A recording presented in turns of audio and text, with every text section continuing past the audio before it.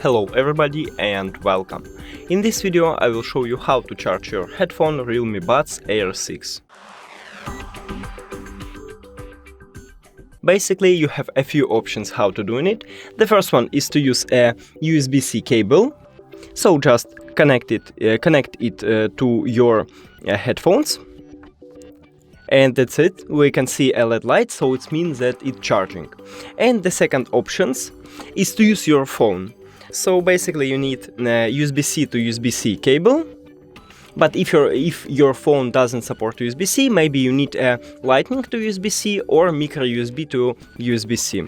So just connect cable to your phone and the second one to your headphones. We also can see a LED light and it means that it's charging. That's it. Thank you for watching this video. If you found it helpful, please consider subscribing to channel and leave the like on the video. It's really important to us. See you later.